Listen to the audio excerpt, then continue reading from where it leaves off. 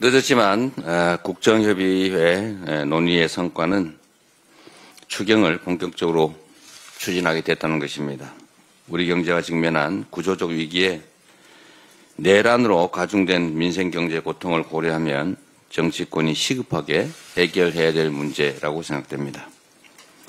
어제 여야와 정부가 추경 필요성에 공감을 했고 민생 지원, AI 미래산업 지원, 통상 대응 분야 이 3대 분야에 대해서 추경을 편성한다는 원칙까지 합의했습니다. 시기와 규모, 세부 내역은 실무협의를 통해서 정하기로 했는데 빠른 시일 내에 추경안이 확정되기를 기대합니다. 그리고 국민의힘에도 하나 말씀을 드립니다. 이거 안 된다, 저거 안 된다 이러지 마시고 이거 하자, 저거 하자 이렇게 좀 포지티브하게 능동적으로 나와주시기를 부탁드립니다. 그게 집권당의 태도 아니겠습니까? 자주 말씀드리지만 집권당은 국가의 행정을 책임지는 여당 아닙니까? 그런데 국정에 대해서 아무 정책을 내지 않고 야당이 하자는 거 반대만 하면 그게 무슨 여당이겠습니까? 미국이 자국 자동차 산업 보호 그리고 일자리 창출을 위해서 강력한 드라이브를 걸면서 이를 대비할 수 있는 우리의 골든타임이 점점 지나가고 있습니다. 관세 25%에 어떤 조치가 또 나올지 모르겠습니다. 이러한 미국발 관세 위기 타파를 위해서 국회 통상위원회 구성을 서둘러야 합니다. 어제 국정협의체에서 이 통상위원회 구성에서 정부의 대미 통상외교를 지원하자 이렇게 했더니 국민의힘에서 미적미적해요. 그냥 뭐 하면 되지 뭐 꼭 필요합니까? 이렇게 말씀하시던데 백지장도 맞들면 낫다고 합니다. 그리고 미국은 의회의 역할이 상당히 큰 나라입니다. 의원 외교가 정말로 필요할 때입니다. 책임 있는 의원들을 선정하고 국회 이름으로 대미 의회 외교를 해야 됩니다. 왜 안 해야 되는지 이해를 모르겠어요. 국힘은 이렇게 발목만 잡아가지고 우리 국민들께서 집권 여당으로 인정할지 한번 생각해 보셔야 됩니다. 꼴 밖으로 나와가지고 야당 발목 잡기도 모자라서 이제 아예 바다로 갈 생각인지 모르겠어요. 뭐든지 반대하고 봅니다. 이게 과거에 과격한 야당도 이러지 않았어요. 합리적인 안들은 수용하지 않았습니까? 뭐든지 반대하다 보니까 상속세 문제도 함정에 스스로 빠지지 않습니까?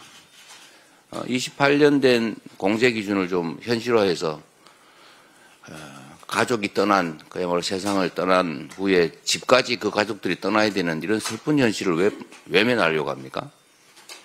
배우자나 부모가 사망해서 상속세 내느라고 부모님 떠난 것도 남편, 아내 떠난 것도 가슴 아픈데 집까지 떠나야 되게 만들면 안 되잖아요. 이런 합리적인 정책은 좋다, 훌륭하다. 대신에 이거 더 하자. 이렇게 해야 여당의 최신이 사는 겁니다. 얘기 나온 김에 하나만 더 말씀드리겠습니다. 중도 보수 논쟁이 한참인데 세상이란 흑백만 있는 게 아닙니다. 어떻게 흰색 아니면 검은색이라고 주장을 합니까? 회색도 있는 거죠. 회색이 나쁜 게 아닙니다. 빨간색, 파란색, 노란색도 있죠. 무지갯빛도 있지 않습니까? 어떻게 세상을 흑백으로만 봐요? 보수 아니면 진보입니까? 중도도 있는 거죠. 중도도 오로지 중간입니까? 보수적 중도도 있는 것이고 진보적 중도도 있는 거죠. 그리고 명색이 국가 살림을 하는 정당이 오로지 진보 이래가지고 어떻게 살림을 합니까? 오로지 보수 이렇게 해서 어떻게 국정을 운영합니까? 예를 들면 국정을 운영할 때도 안보나 경제 영역은 보수적 인사들이 보수적 정책으로 하고 사회 문화적 영역은 진보적 인사들이 진보적으로 집행하면 됩니다. 왜 둘 중에 하나를 선택해야 됩니까? 그런 시각으로는 국가의 미래를 설계할 수 없다는 생각이 들어요. 김대중 대통령 또 문재인 대통령께서도 우리 당의 입장을 보수 또는 중도 보수라고 많이 말씀하셨습니다. 우리가 진보적 색채가 완전히 제거된 오로지 보수만이냐? 그거 아닙니다. 우리 당은 진보부터 보수까지 스펙트럼이 아주 다양하죠. 그 상황에 따라서 보수적 색채가 강조되기도 하고 또 상황에 따라 진보적 색채가 강조되기도 합니다. 정책의 중심이 보수적일 수도 있고 진보적일 수도 있죠. 그러나 보수적 정책만으로 구성이 되면 당이 제대로 되겠습니까? 진보적인 역할이 필요할 때는 진보적 역할을 하고 또 진보적 역할이 필요한 영역에는 진보적 정책을 하는 겁니다. 지금 말씀드린 것처럼 국민의힘의 무능, 거기다가 이 내란 사태까지 겹쳐서 경제 상황이 너무 심하게 악화됐습니다. 분배와 공정을 얘기하기는 참 어려울 정도로 성장 자체가 마이너스로 가는데 살아남아 있어야 행복한 삶도 가능하지 않습니까?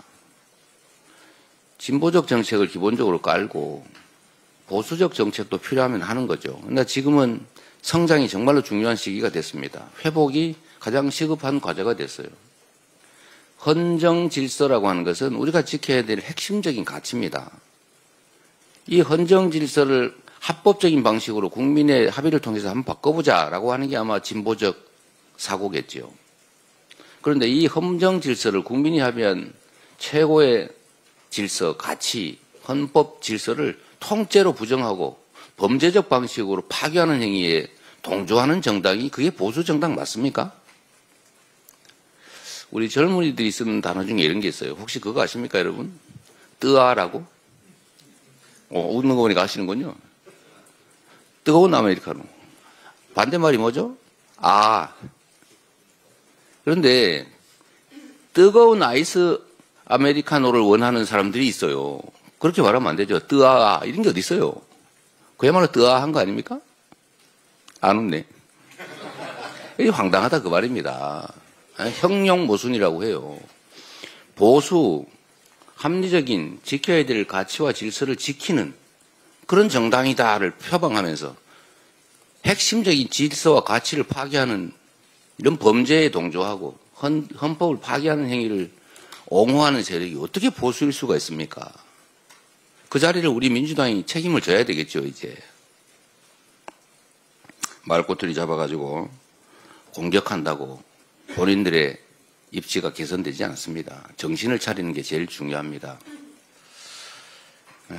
저는 국민의힘이 이제는 극우 내란당, 극우 범죄당이 됐다고 생각해요. 그렇게 되면 안 됩니다. 저희가 즐거워하는 게 아닙니다. 그렇게 되면 나라에 위기가 오기 때문에 정신 차려야 된다. 정광훈 이중대당 이런 거 하면 안 된다. 그 말씀 드리는 거예요.